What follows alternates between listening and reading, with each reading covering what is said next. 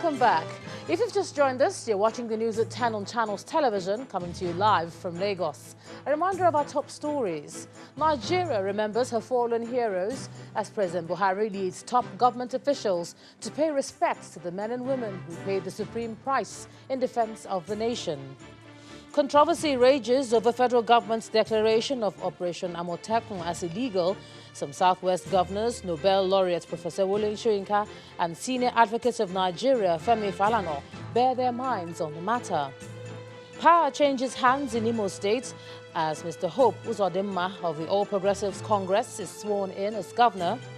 And Russia's prime minister resigns after President Vladimir Putin's proposed sweeping constitutional reforms aimed at transferring power from the president to parliament.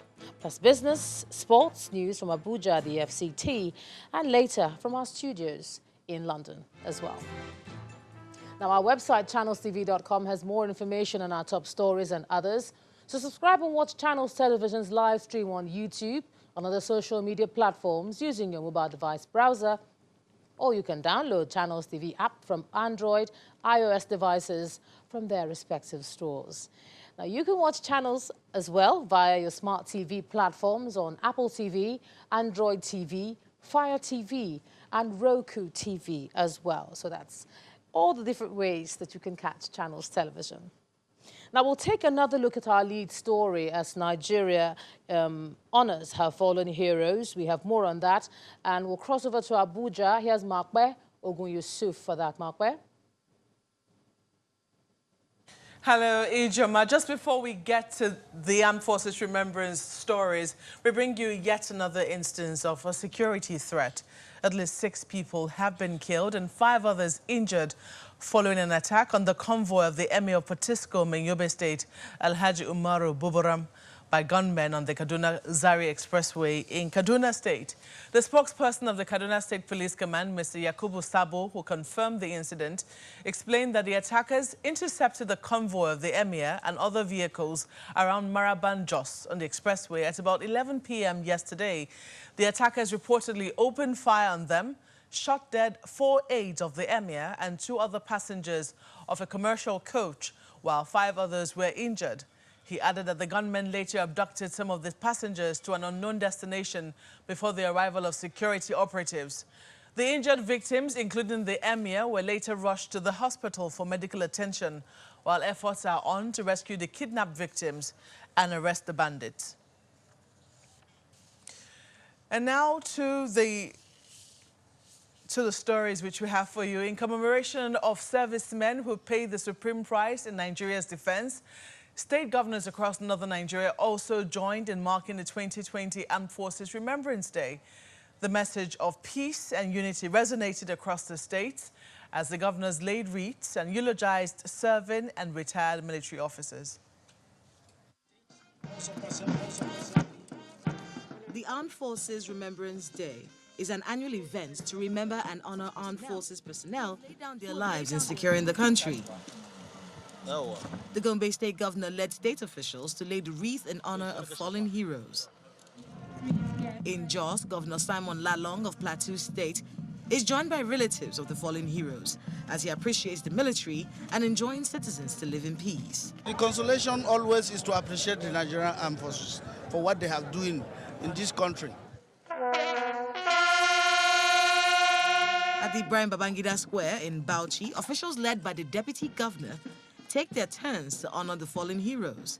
The solemn atmosphere is also shared in Jalingo, Taraba State, where the deputy governor of the state released pigeons to signal peace. In Lokoja, Governor Yahaya Bello lays the wreath and warns against fake news that could threaten the nation's peace and unity. Security is responsibility of every Nigerian, everybody, whether a state government, federal, local, or just ordinary citizen. Media. Or even the media. The media should even assist the country and should assist in not disseminating certain false informations.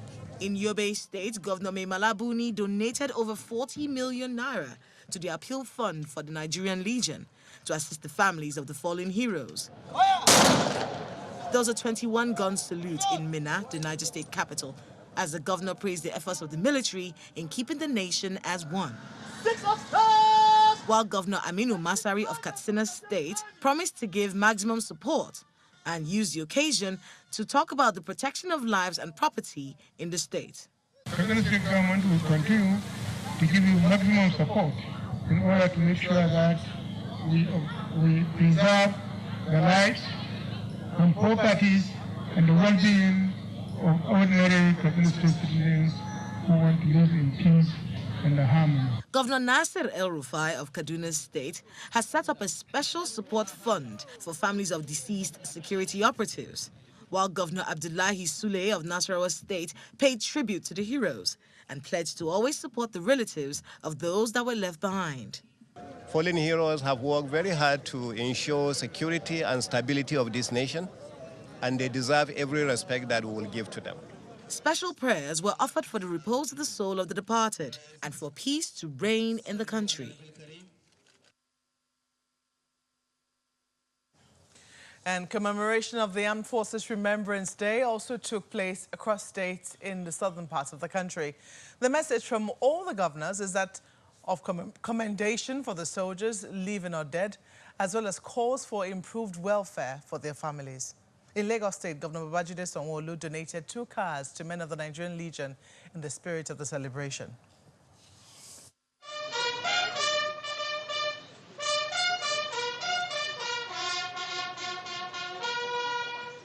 The event was previously marked on November the 11th in honor of Nigerian soldiers who fought during the First and Second World War. It assumed its present date in January 1970, at the end of Nigeria's most bloody civil war. It is a nationwide celebration, and Lagos State, the commercial nerve center, is joining in the celebration. This is also a clarion call to men that are currently serving, that even when issues happen, that the government will certainly not forget them. He shares a similar view with the Ogun State governor, who is calling for improved welfare for the family of soldiers living or late.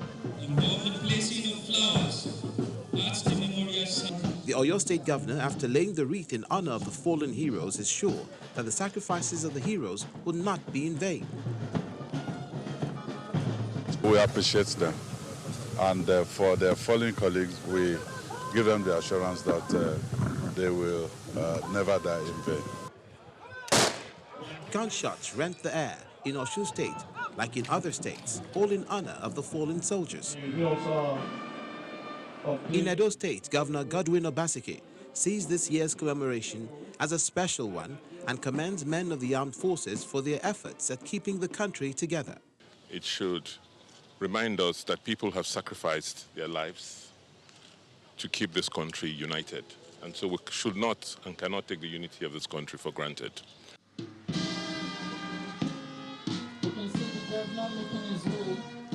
It's the same mood in Enugu State, southeast of the country, where the governor, Ifeanyi Ugwuanyi, also lays the wreath, a ritual also performed by a teary widow of one of the fallen soldiers.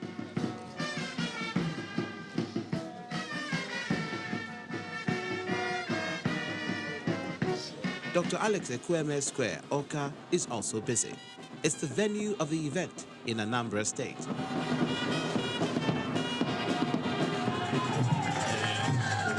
In Akwa Ibom, Governor Udom Emmanuel lists some of the welfare packages of his administration to the armed forces, but promises to do more. This year's commemoration of the Armed Forces Remembrance Day marks the 50th since the end of Biafra. But beyond the one-day celebration, there are expectations that the families of the unknown soldiers will have improved welfare and the country continues to remain a united and strong entity. Well, to discuss activities marking the day and other issues, we're now being joined on the news at 10 by the Director General, Nigerian Army Resource Center in Abuja, Major General Garba Wahab. You're welcome to the news at 10. Thank you very much.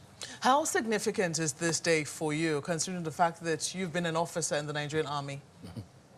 It's a watershed day because it allows one to reflect on what could have happened to anybody, because once you sign to join the armed forces, it's like you sign your life away. So if you're alive and you're retired or you discharge, like people like me, you thank God for everything. And you thank your colleagues because you can't do it alone. It's a group work. So if you're alive, you have to give kudos to those who are actually work to make sure that you're there. And you reflect on those who are late and their families. Well, I think one of the scenes that have brought this home for a lot of people will be the widows when they go to lay the wreaths as well. Very emotional scenes there. How would you say that the welfare of the families of slain soldiers have been looked after their passing? There's so much to be done. And it's like there is no understanding as to what it is to serve. And until the understanding gets there, a lot of things will still be left undone. We have promises on days like this, but given 2-3 weeks, the whole thing is forgotten, and until the next one. But to me, so much needs to be done, and it calls for planning, coordination of all these activities. Otherwise, one governor promises this, somebody else promises that, but it does not do so much. It cannot cater for what is actually required.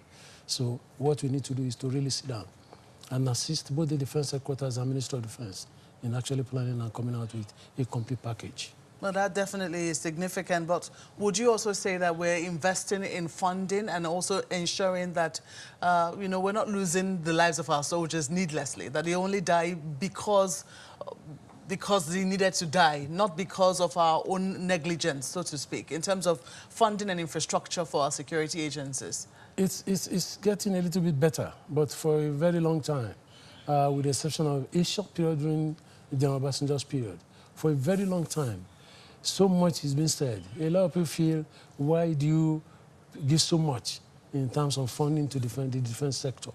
But unfortunately, if you don't, it's too bad. Nowadays, given what is happening in the global environment, if you don't have a strong armed forces, you can't do much in the world now. And so we need to think seriously about, do we really want to secure Nigeria? Security is very costly nowadays, not only for the armed forces, for the entire nation as a whole. We need to invest more so that we can live peacefully. Well, we have to thank you for coming on the News at 10. Retired Major General Garba Wahab is the Director General of the Nigerian Army Resource Center. When the News at 10 returns, Accountant General of the Federation announces immediate implementation of 7.5% value-added tax as contained in the new finance law. That's on Business News. Do join us again.